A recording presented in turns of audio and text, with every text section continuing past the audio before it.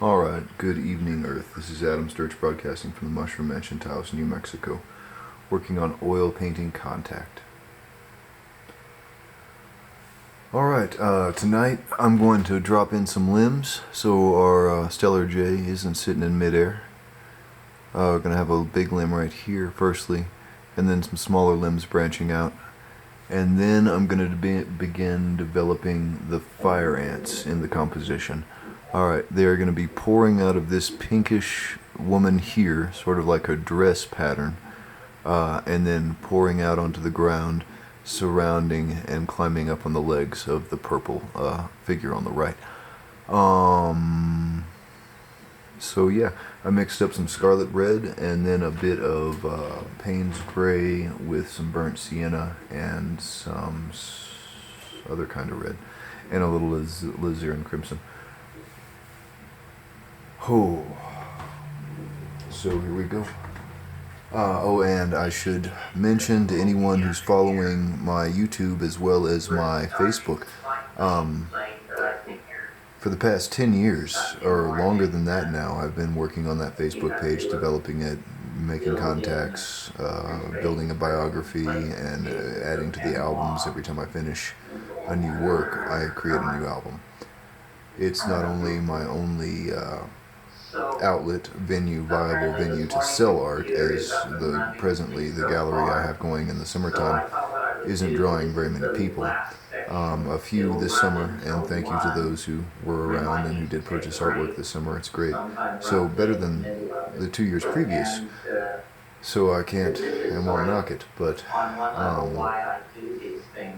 it's been slow, to say the least.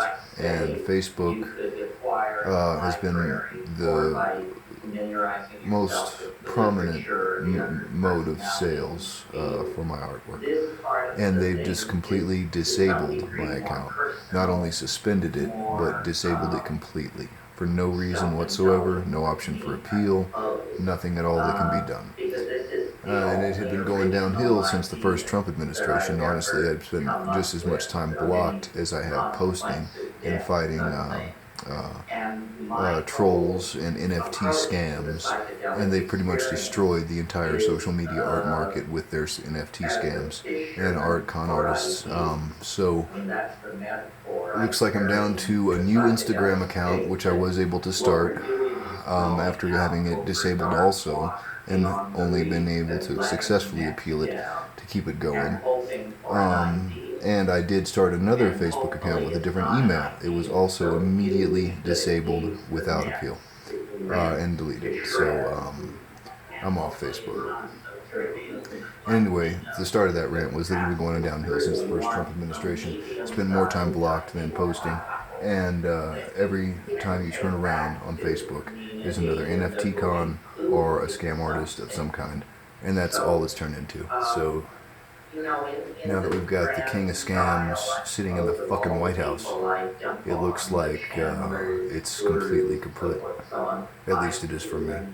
So I'm going to keep working on the platforms that I have and trying to build up more connections in the neighborhood via the gallery next spring. So I'll be working extra hard this winter, trying to get some new work out. And this is going to be one that's I'm going to spend a considerable amount of time on to develop into hopefully a decent painting by the time it's done. So end of rant. Facebook is over with. Here we go.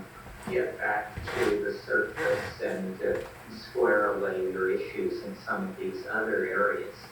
I regard myself, as I've said over and over in these lectures, as a fairly lumped person, rational, requiring drugs to access these dimensions, not lightly poised on the edge of the other. Nevertheless, coming out of the experiences that are described in true hallucinations, there were years, and in fact, to some degree it persists to this day, years of having a connection with a kind of organizing intelligence that seemed very different in its style of thinking from my own style of thinking. And the nature of the dialogue with this entity, it wasn't about world peace and loving one another or one woman, one child, or any of these grandiose things that we've talked about here. It was more in the nature of a co-op, like a problem that I was supposed to solve, that if I could solve, then there would somehow be great benefit for me intellectually behind this. But it was clearly something that I had originally encountered in a psychedelic state and that stuck with me. And, if you want to understand how I got to that place, True Hallucinations tells that story to some degree. This dialogue with the mushroom mother took the form of a kind of very deep deconstruction of what the I Ching is about. Because apparently time... And not only was it my only mode of sales, it was my only social contact whatsoever. I guess I should get out more, but not really much option for that where I live. Both generally and particularly. Time is the thing that we need to concentrate on and understand. And I cannot And of afford course, to if go you look at the literature where of it human is. philosophy, So, you discover that the I oldest guess it's a book good in the time world to be a hermit is a if book you're me. that is a study of time. Get to know my blue The jays a book lot of better. changes, the I Ching, I the guess there's nothing wrong with that. installation of pre-Joe And as I had said, philosophical Facebook had gone to ruminations basically complete that go shit back anyway. to There's the late just no reason left to be on Nobody it, knows honestly, how old. other than And now to I'm going spite to talk about this in some those detail. in I charge of assume it. most people in this room are And it looks like they some fixed that. kind of familiarity with the I Ching, right? So, Am I right? So just briefly to review for those of you fortunately I'm a painter, who lack not the a courage blogger. to admit it, So I guess I can keep is a painting. system of Chinese It does kind of narrow divination my options that for a venue. uses 64 six-line structures called And every hexagrams. other And visual these artist hexagrams are thought to be gestalt account on images Facebook is a of fucking the NFT con. way in which power Doesn't make much sense to even try and use it in a anymore. given situation. And obviously that was their point, mission accomplished. Destroy the art market and these 64 dissenting hexagrams voices on social media. the complete set Looks of like that's what possible they've managed to do pretty structures, successfully. given the rules that you have 6 levels and broken and unbroken lines, then there are 64 variables on that set of constraints, and these are called hexagrams. We all know this, am I right? Yes. The hexagrams occur in a traditional order I read it. that is I called tried. the King-Wen sequence. Well, they're actually worse than And Facebook. King-Wen is a quasi-legendary person, pre-Han Tumblr dynasty. is okay. A political figure who in the But upheavals in ancient there's no Neolithic way China of was increasing. views or And traffic during on his Tumblr unless you're going to pay for it. He Which was the same as supposedly Facebook these days. elaborated these Out of the 64 12,000 hexagrams in people his in traditional between my two sequence. pages that Whether were he on was it, a real person, you will if I got probably 50 never hits know. on a post, What it'd be a good day mushroom voice concentrated on was a to very specific and allow, what's that, intellectually defined 0.5% and of your audience to see your posts first, and the and question demand payment for is the King the Wen content that sequence you've created a to be sequence? seen. In other It's words, pretty fucking is abominable. it simply a jumbled, Abominable. a Excuse me. jumbled arrangement of hexagrams that It's has an become abomination. traditional over thousands of It years? is. It's Or disgusting. is it a true Zuckerberg and every single fuck meaning like him can it should be fucking home. generated by rules? And if so, But what that's are just those my rules? opinion. Well, if you And I have am known just me an over a artist. lifetime, you would know that this is not my style of thinking, and I failed out number 2 after the stabbing. I homicidal maniac. transferred out. So, Although that seems to get more views these days. that's a joke, folks. After Maybe I should change careers. equations, I failed. So, Alright. close thinking is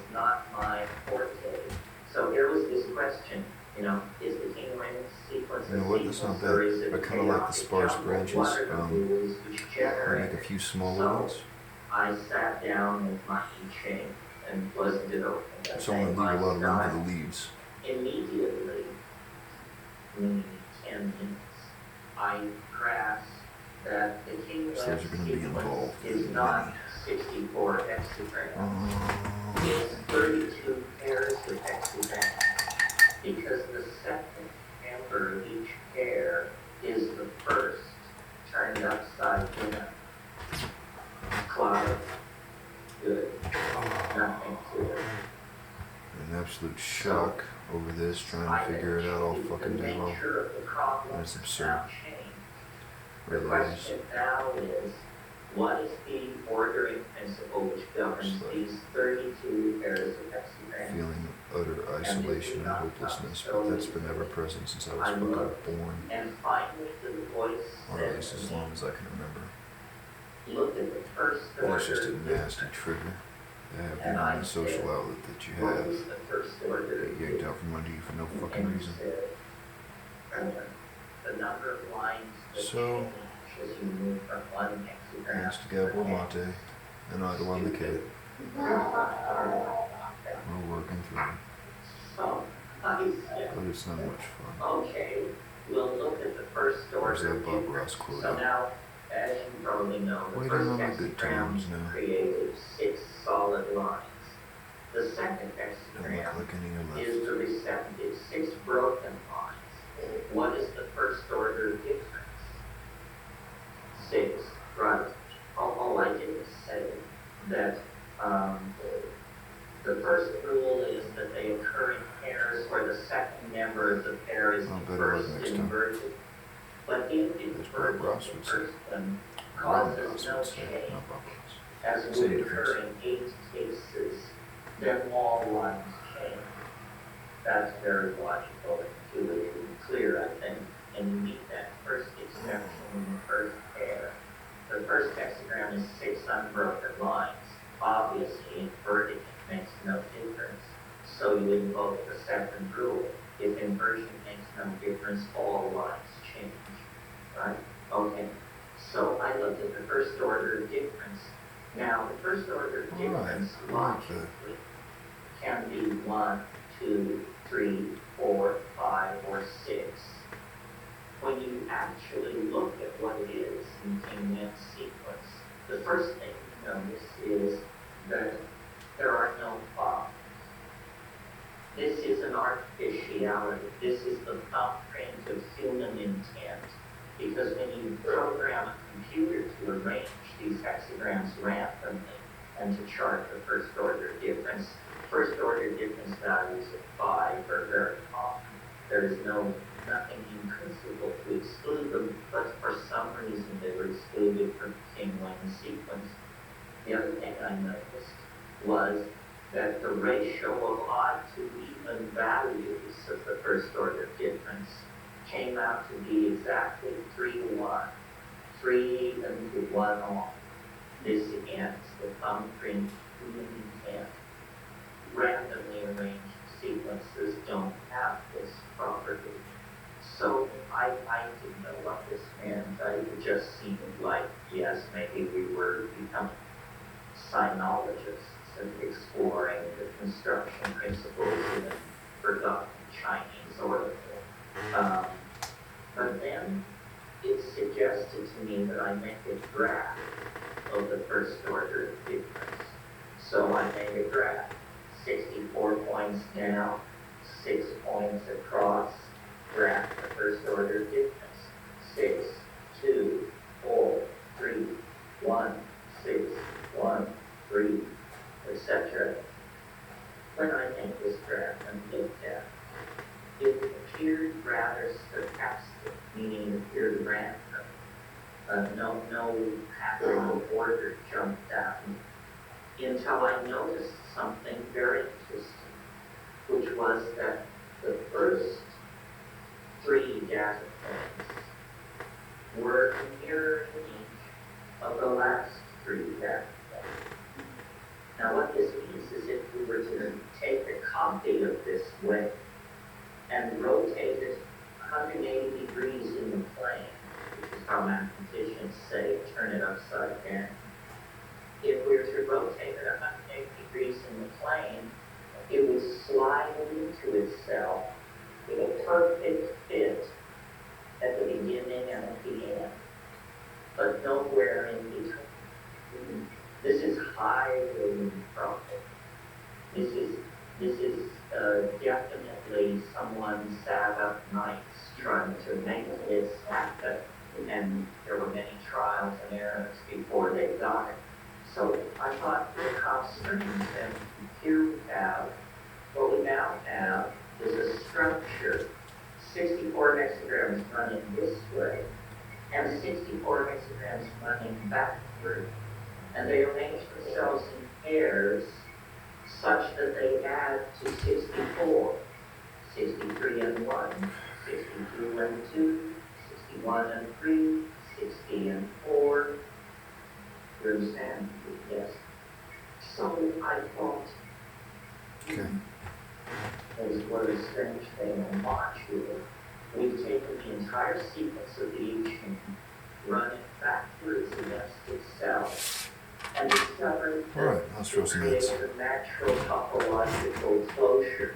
It's a natural module, with a polynomial tree. So then, it's sort of like a super hexagram. It has all the hexagrams in it running both ways. It has 384 yao in it. Yao are lines. 6 times 64 equals 384.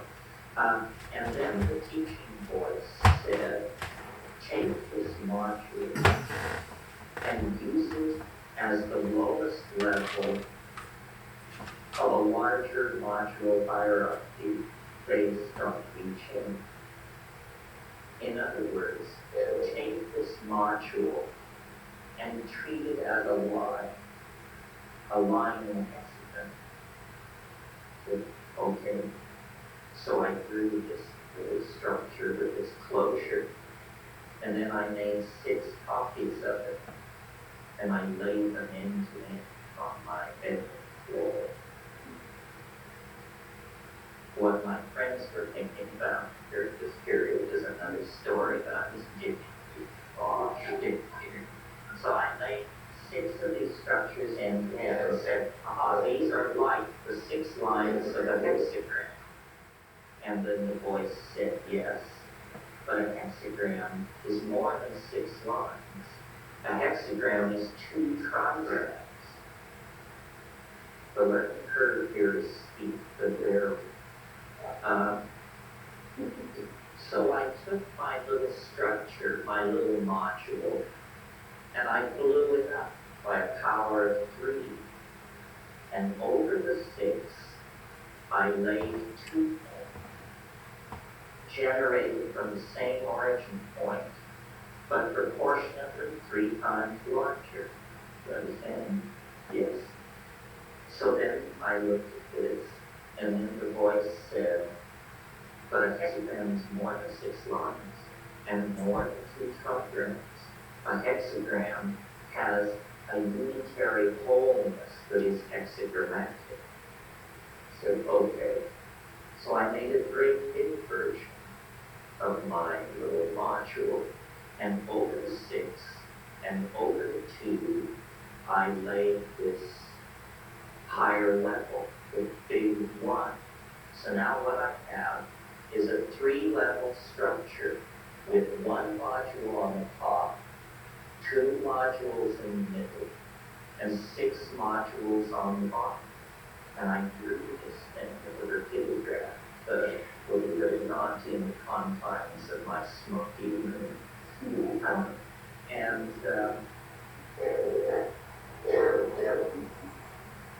All I can get if we do this is a shitload of wavy lines running in all directions and crossing over each other. And I had no idea what this thing was for.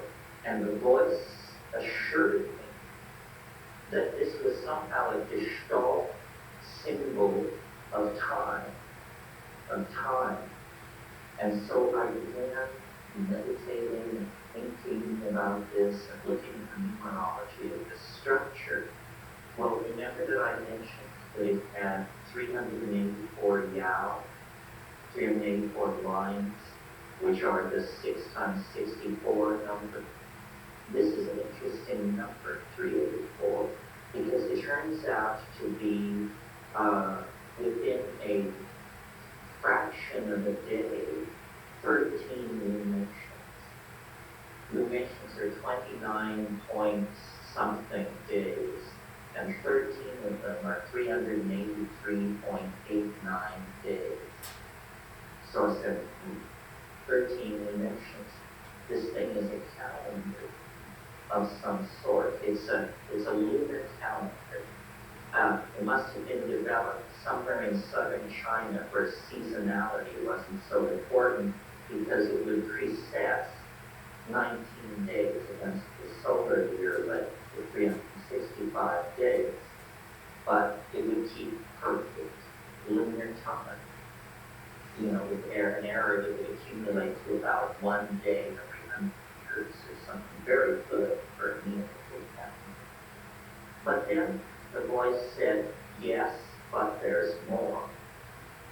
I said, okay, well, so then I sat with it, and it said, take the number 384 days and multiply it by other numbers that are natural to each day. So I took 384 days, and I multiplied it times 64.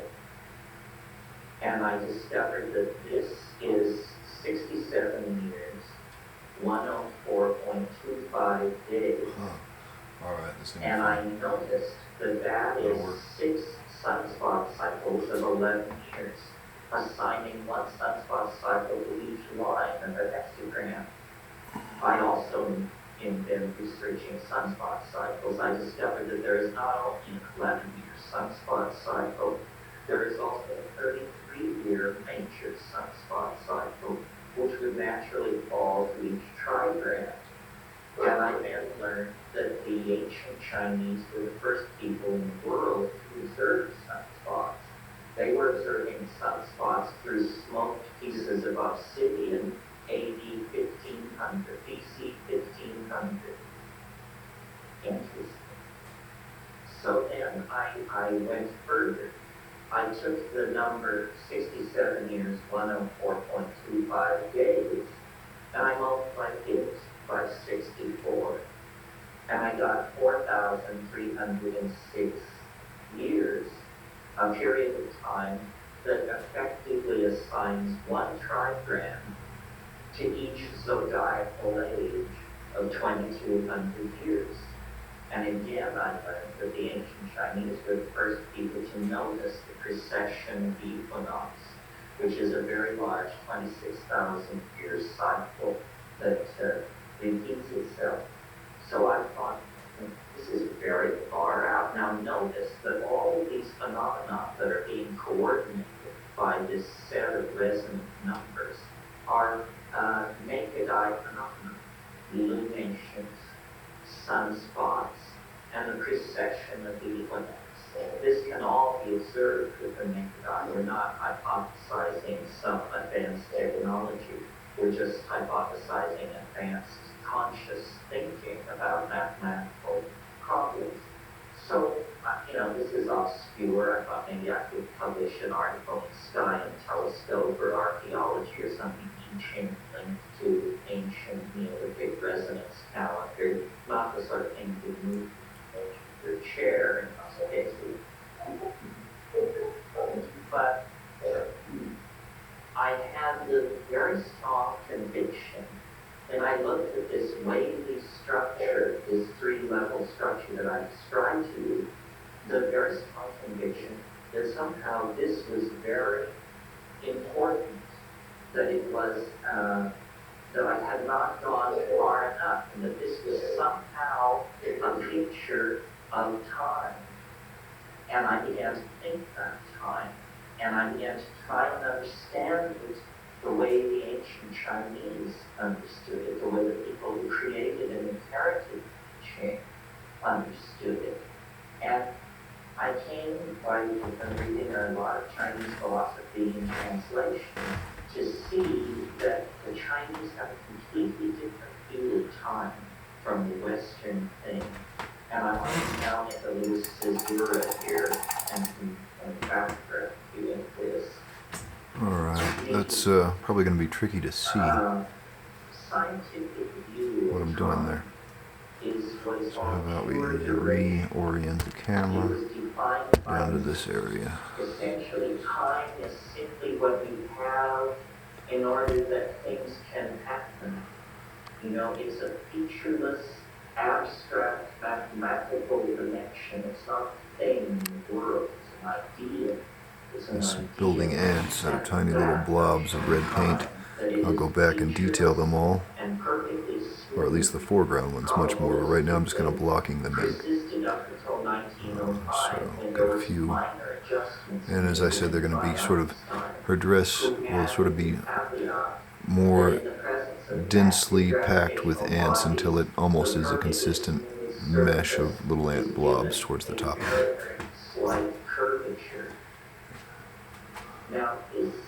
And they'll be sort of marching out of her as an ant bed, I guess.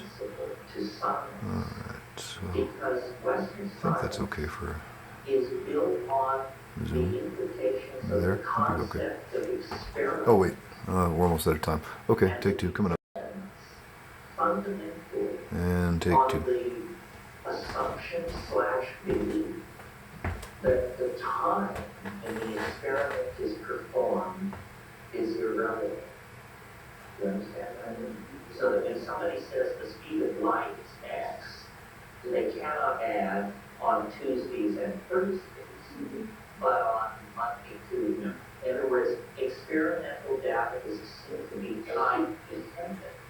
And the underlying philosophical assumption there, then, is that time is this perfectly smooth, featureless surface which can always be given zero value confidence. That's how science does its work. All right. The Chinese idea, it could hardly be more different.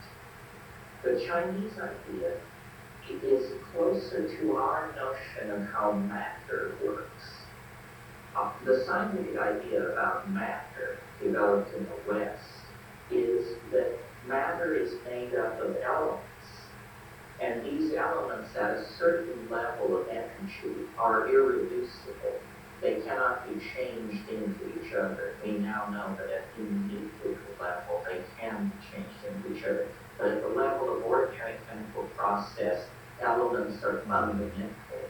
And there are 106 or 7 or 8 of them. And all material phenomena are built up out of these 108 elements. The Chinese notion of time is very similar to this. It's the idea not that time is a philosophical abstraction, but that time is a very diffuse but real medium. Somewhat the way we conceive of an electromagnetic field, and that time is composed of elements, and that these elements are irreducible, and that there is a finite number of them, not 100 named, as we believe about the elements of matter, but guess what? 64. 64 temporal elements. Think of them as 64 species of happenstance. And the Chinese idea is that the world of ongoing becoming, the phenomenal world undergoing the formality of occurring, is an interference pattern created by the interplay and intermeshing and intermingling of these temporal elements, these temporal species.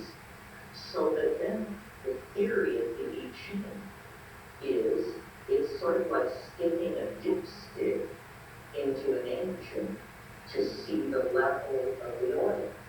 You throw the I Ching and the universal temporal flux that is flowing by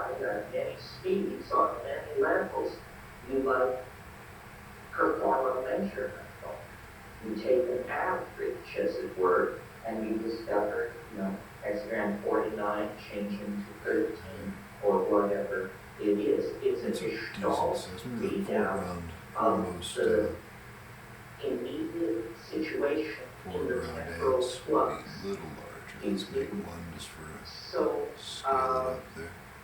and it's a completely different idea from the idea about time in the West, because what it says is that time is as important as space, that you never have the same set of conditions twice. The perfectly smooth Aristotelian surface of time established by Newton is seen to be a fiction.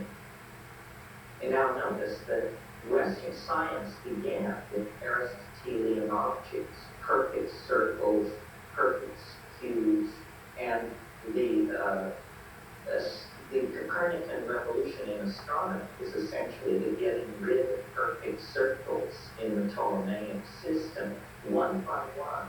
The perfect philosophical objects of Greek mathematics had to be discarded. The only one we hung on to up until the present moment is this myth of the perfectly smooth surface of time in contraposition to this Chinese position.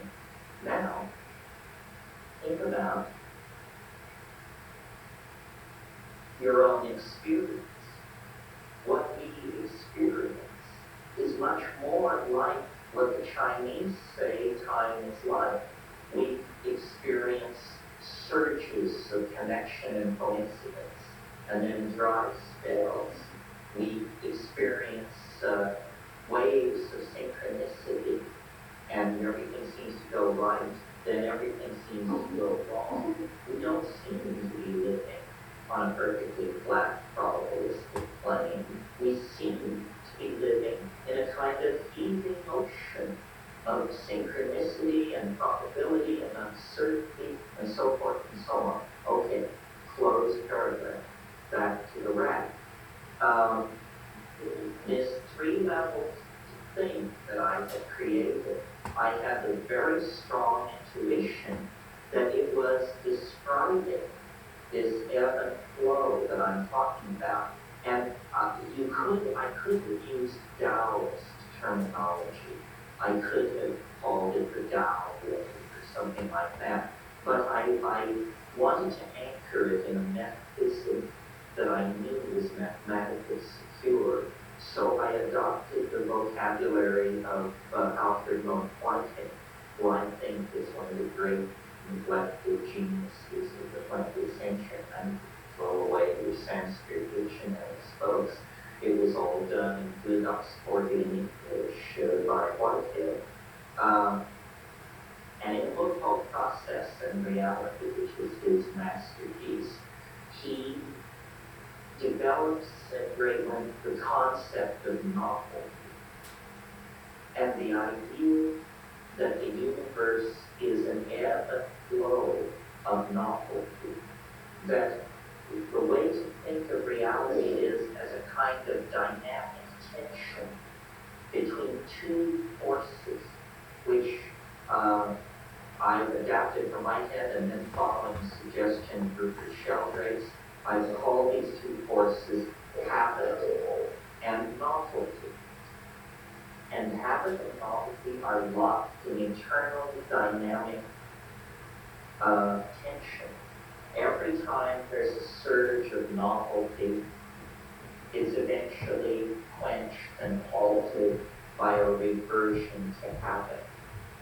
Every time there is an accumulation of constipated habit, tradition, repetition, entropy, it's eventually perturbed by an outbreak of novelty.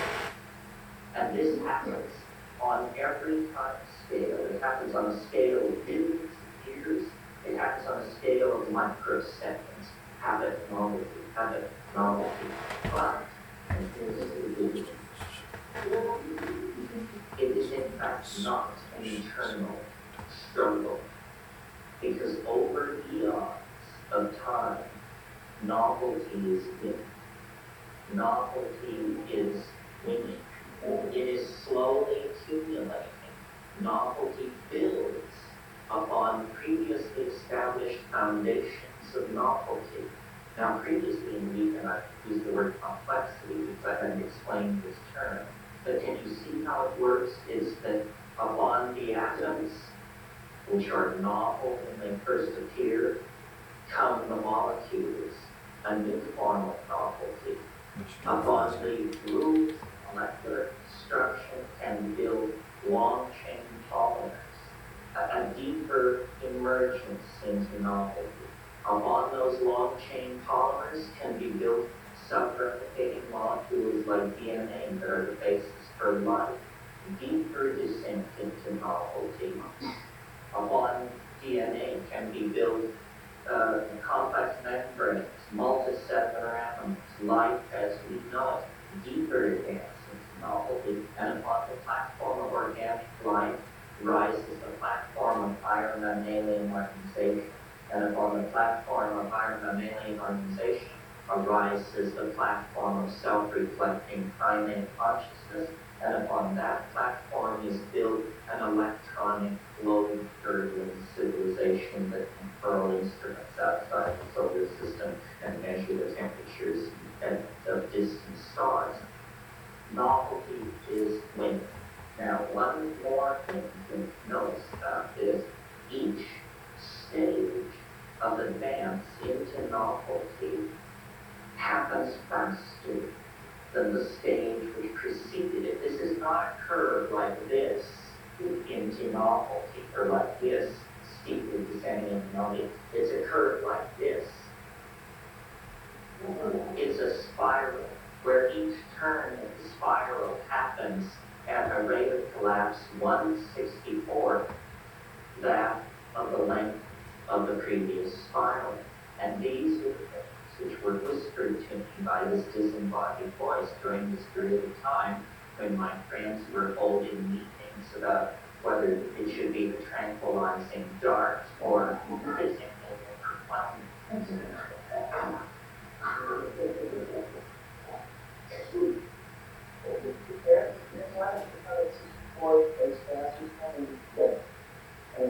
overwhelming. Well, I'll show you when I get to it on the computer here. Yeah. Yes.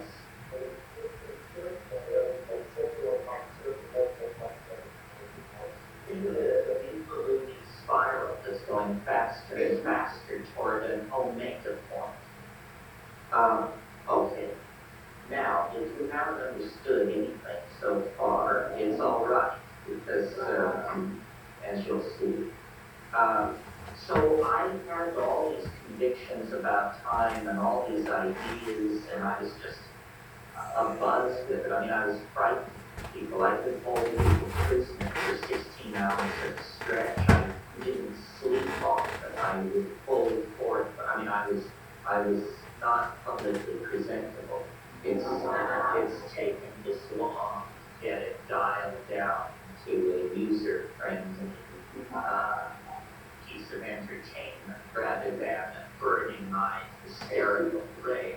But so I had this occult diagram, this 3-level wavy system of lines, and I would carry it around like a scroll and show it to people. It's about 8 feet long, and say, this is a map of time, this is a map of hyperspace, this is an intellectual achievement on the scale of the wheel or something, and it's been passed down. I was on Mount Sinai, and here's what Burning Bush said. And most people just turned away, gasped. But my friend Ralph Abraham said to me, he said, this thing is just an occult diagram. Only you can interpret it. It means nothing to anybody else. What you have to do is you have to turn it into an ordinary mathematical object of some sort. He said all objects, all topologies can be transformed into other topologies. You must take this thing and turn it into a normal mathematical object of some sort. Well, essentially, this was like telling a turtle to fly. I mean, I'm not an activist. It was that So, so I just thought, well, this is a kind of a death sentence on this draft because Orthodox research mathematicians lock their doors when they know I'm coming. And I don't have the head to do this. I do not even know where to begin on such a task. And so I sat with it for like 3 years. And then one afternoon in Berkeley, I was getting loaded. And as I usually do. And I saw how it could be done. Just within 30 seconds, I saw how this complex occult mathematical thing could be turned into an ordinary fractal wave that could be displayed on a Cartesian graph and time scaled. And I made notes and went through it and yes, it could be done. It could be done. And all my so-called occult intuitions about the wave were preserved in the new mathematical object that I had created that perfectly preserved everything about the other wave. I hesitate because I think that I created it is a misnomer. I mean, the stuff was just downloaded as fast as I could listen to it, and I felt no responsibility for it at all. I mean, I was just sitting there going, I see, yes, right, like that. We created the first simulations, time-scale simulations of the wave on CDC 6400 at Cal in Fortran on punch cards in 1975, Ford. And then in 77, small computers came along, and we've been modeling and working with this thing ever since. Now, if you didn't understand any of that, it's okay, the next part is still fun. All you need to know is that through some kind of mumbo jumbo having to do with the I Ching, I claim to have a way which describes history. That's it. Because here's the thing. This theory, unlike any theory to emerge out of the occult or the New Age in this century, this theory can be tested and overthrown by ordinary means. In other words, this theory wants to play with the big boys. This is a mathematically anchored theory that makes a fundamental attack on scientific ontology in its own terms. And the test is history. No one has ever been able to model history predictively. No one has ever been able to predict the future accurately. And I maintain that within the terms that I will establish in the rest of the lecture, we have succeeded. And this proves my contention that what psychedelics are tools for entry into a higher mathematical superspace. They are not intrinsically about the human psyche. They are about something much more fundamental to the structure of the universe. They're about the way space and time and casuistry are put together. And what we see when we take high doses of psychedelics is we see a higher dimensional modality in the mathematical sense, not in the metaphorical sense, but we actually are somehow liberated from the incoming sensorium of three-dimensional space and liberated into a higher dimension. Well, so now, what will I want to turn to the computer, and I say about the computer, there's nothing magical about the computer. I did all this work without computers. I'm never cryptographed and hand calculator, but it was math because there are thousands and thousands of arithmetical operations demanded by the execution of this algorithm. And if you screw up in any of these arithmetic moves, you'll blow the final configuration of the wave. So the computer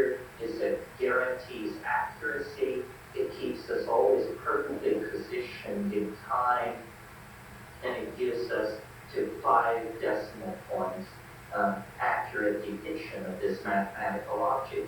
So really what a computer is like camera eye that is allowing us to roam and scan at will through a fractal curve revealed by the mushroom and claimed by it to be a map of the other flow of novelty in hyperspace.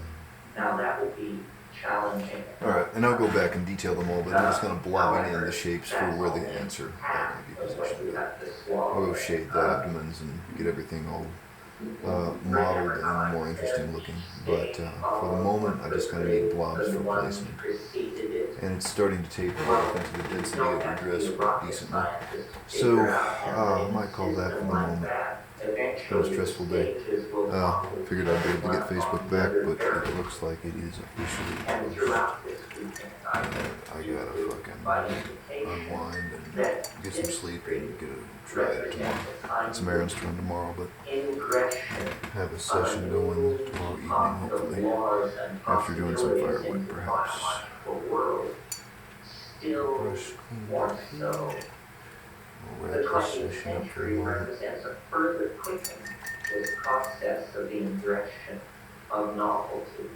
But since the collapse factor is 64, we're actually on a collision course That brush with might a be dead. singularity of some sort. And the wave description of history that I'm going to show you will only correctly predict history if it is placed against the historical data. Alright, so as you can see, that kind of gets some ant blob-like forms in there. Is that configuration seems to predict that the most And I'm making them textural, in the history of the evolution heavily of the textural, cosmos which will be really lies nice in the future. once they're all in detail. And I had chosen this date based on the mathematical Alright, constraints of the theory. Before so that gets our blue jay a limb. date, December 21st, 2012, is the date for the close of the Mayan calendar. And Now, makes the tree a bit linear. And that'll set the stage for starting to do the leaves soon. And that gets the ants starting to march around the purple figure, pouring out of this dress here. And I also did a little more on the red boat just to amp up its redness. Alright, but that's it for the moment. Thanks for watching. That's Adam Sturch broadcasting from the Mushroom Mansion, Taos, New Mexico, working on oil painting Contact. Have a good night, Earth.